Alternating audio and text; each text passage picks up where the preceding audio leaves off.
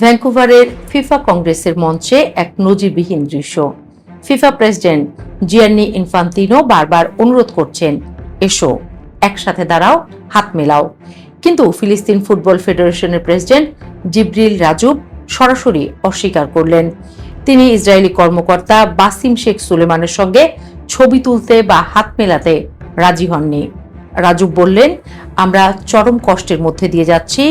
গাজায় আমাদের সব স্টেডিয়াম ধ্বংস, শত শত ফুটবলার নিহত। এখন সময় সুবিচারের। এই একটা ঘটনা শুধু ফুটবল নয়, পুরো মধ্যপ্রাচ্যের রাজনৈতিক আগুনকে মঞ্চে তুলে ধরেছে।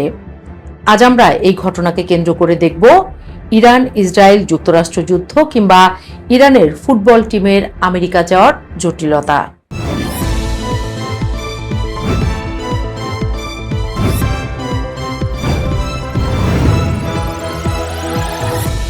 গত 30 এপ্রিল 2026 কানাডার ভ্যাঙ্কুভারের 86তম ফিফা কংগ্রেসে দুই প্রতিনিধি বক্তব্য দেন।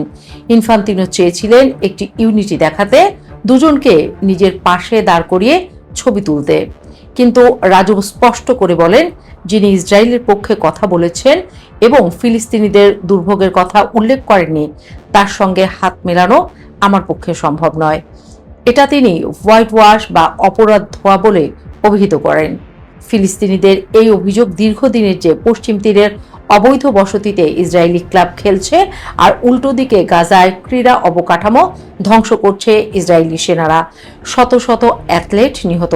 ফিলিস্তিন এখন খেলাধুলার সুপ্রিম কোর্ট বলে খ্যাত বিশ্বের সবচেয়ে উঁচু ক্রীড়া আদালত সিএএসএ আপিল করেছে। সিএস বা court of arbitration for sports বা খেলাধুলা সংক্রান্ত যে কোনো বড় বিবাদের চূড়ান্ত সিদ্ধান্ত দেয়।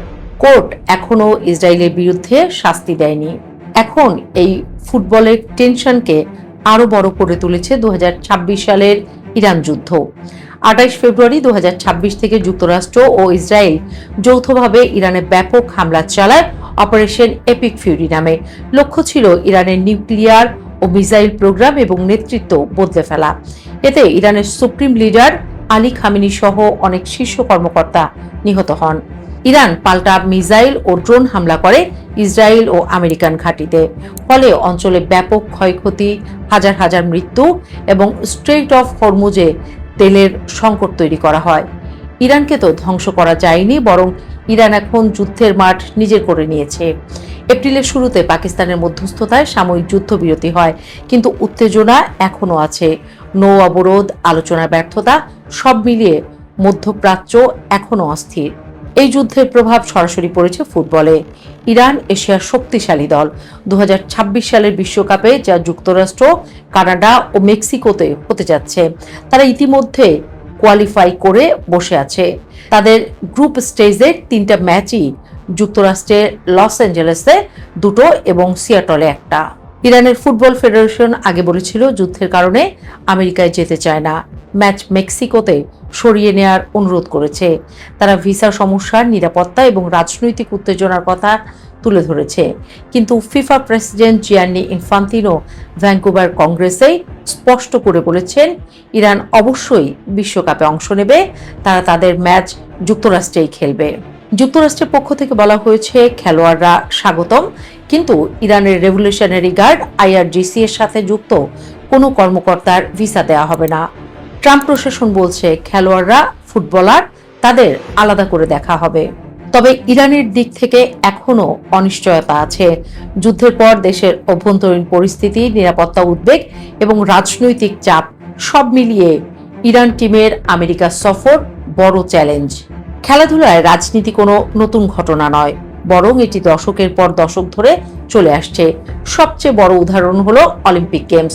1976 সালের মন্ট্রিয়াল অলিম্পিকে 28টির বেশি আফ্রিকান দেশ বয়কট করে, কারণ ওআইসি নিউজিল্যান্ডকে অংশগ্রহণের অনুমতি দিয়েছিল, যাদের রাগবি টিম অ্যাপারথাইড দক্ষিণ আফ্রিকা সফর করেছিল।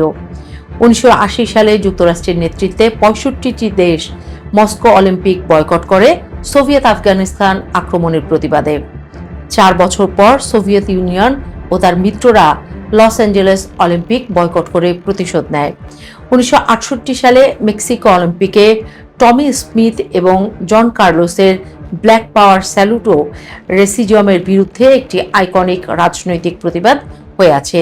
এসব ঘটনা দেখিয়ে দেয় যে বড় আন্তর্জাতিক আসরগুলো প্রায় ভূ রাজনৈতিক সংঘাতের মঞ্চ হয়ে ওঠে। ক্রিকেটেও রাজনীতি গভীরভাবে জড়িয়ে আছে। ভারত পাকিস্তান ম্যাচ সবসময় রাজনৈতিক উত্তেজনা বাড়ায়, অনেক সময় দ্বিপাক্ষিক সিরিজ বন্ধ থাকে। সাম্প্রতিক সময়ে বাংলাদেশ ভারত রাজনৈতিক উত্তেজনার কারণে আইপিএল থেকে বাংলাদেশি খেলোয়াড়দের বাদ দেয়া এবং টি-20 বিশ্বকাপে পাকিস্তানে ভারতের বিপক্ষে খেলতে অস্বীকৃতির মতো ঘটনা ঘটেছে। এছাড়া টেনিসে উইম্বলডন থেকে রাশিয়ান বেলারুশিয়ান খেলোয়াড়দের নিরপেক্ষ অবস্থায় খেলতে বাধ্য করা, বাস্কেটবল ও অন্যান্য খেলায়ও দেশের যুদ্ধ বা মানবাধিকার ইস্যুতে বয়কট ও প্রতিবাদ দেখা যায়। ফলে খেলাধুলার মাঠ যতই রাজনীতি মুক্ত হোক বলা হোক না কেন, বাস্তবে যুদ্ধ, দখলদারিত্ব, বর্ণবাদ ও ভূ রাজনীতির ছায়া সবসময়ই পড়ে। ফিফা বারবার বলে ফুটবল রাজনীতির ঊর্ধ্বে, কিন্তু বাস্তবে দেখা যাচ্ছে যখন দেশের অস্তিত্ব, যুদ্ধ, দখলদারিত্ব ও মানবিক সংকট চলে, তখন একটা সাধারণ হ্যান্ডশেকও অসম্ভব হয়ে যায়। জিবরিল রাজুবের অস্বীকৃতি আর ইরানের আসন্ন বিশ্বকাপ জটিলতা এগুলো দেখিয়ে দিচ্ছে যে স্পোর্টস ডিপ্লোমেসি সবসময় কাজ করে না। যখন মাঠের বাইরে রক্ত ঝরছে, তখন মাঠের ভেতরেও তার ছায়া পড়ে। ফিফা কতটা নিরপেক্ষ থাকতে পারবে? ইরান টিম কি আসবে, নাকি আরো বড় বয়কট দেখব আমরা? ফুটবল শান্তির বার্তা দিক, কিন্তু বাস্তবতা যেন ভুলে না যাই।